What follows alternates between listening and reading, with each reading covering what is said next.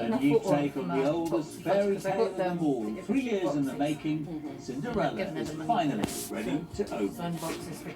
On Reporting Scotland, we speak to an Afghan interpreter who came here as a refugee just weeks ago about the situation in the country.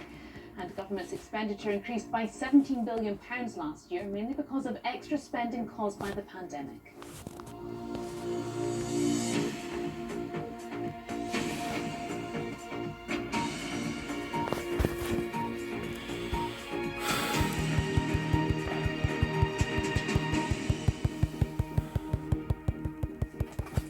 Good evening and welcome to the BBC's News at 6.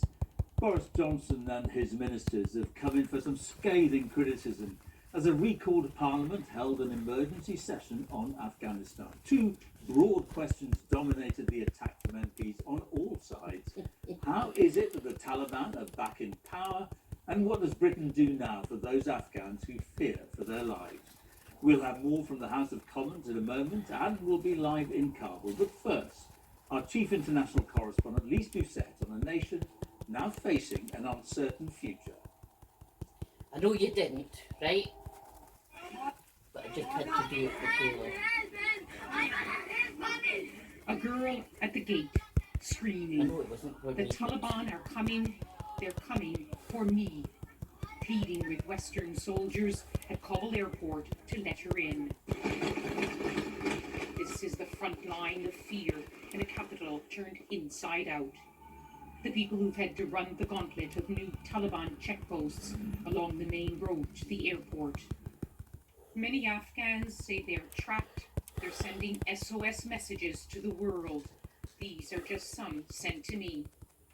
And this one I've just received from someone who's been working at the British Embassy in Kabul, saying he's been to the gate of the airport 3 times. He says his children were almost killed when the Taliban opened fire on the crowds.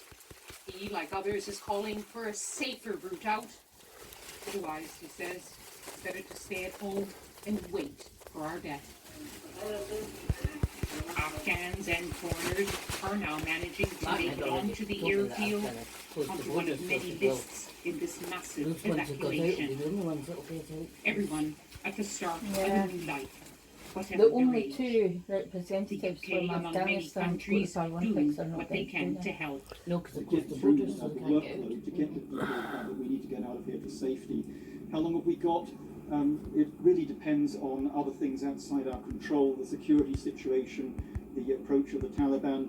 We're working on the basis of days, not weeks, so we really do have to get those numbers through.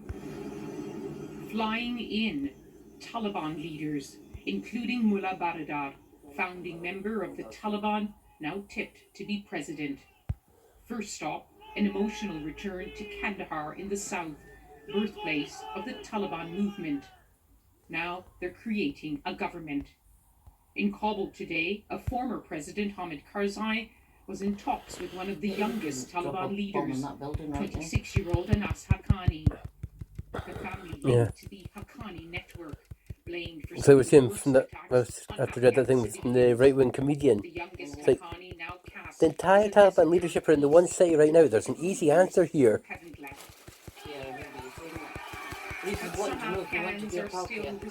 As soon as I finish teaching Sierra some manners. Afghans still holding on to their national flag. Hey, my boys, did you hear Mum come in? But the old order is Thought you were going to make me outside, though. Taliban enforcing a new one.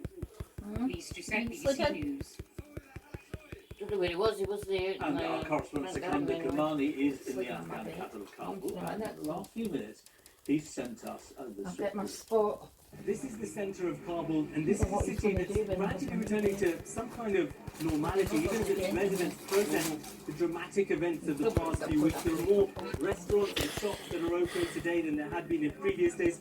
There's more traffic in the streets, more people in the streets. There are not quite as many as usual, and in particular there are fewer women, though I have seen some, and not necessarily wearing the all-encompassing burqa.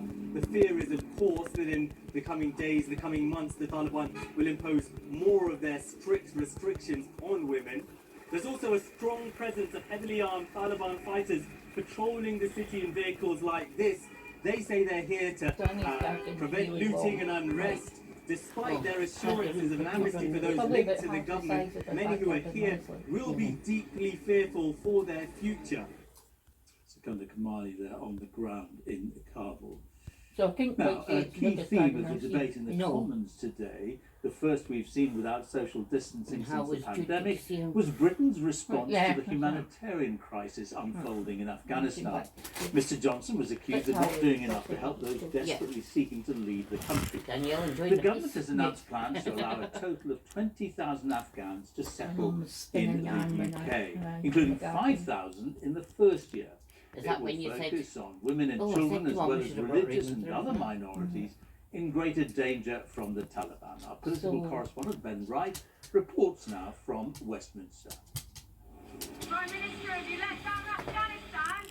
A statement was written, the explanation prepared. Boris Johnson headed to Parliament, brought back from its summer break. Prime Minister, the chamber was crammed, shoulder to shoulder. Now restrictions are told lifted. us we can do it in about The 5 minutes. sacrifice in Afghanistan Right. is seared into our national consciousness, with 150,000 people serving there from across the length and breadth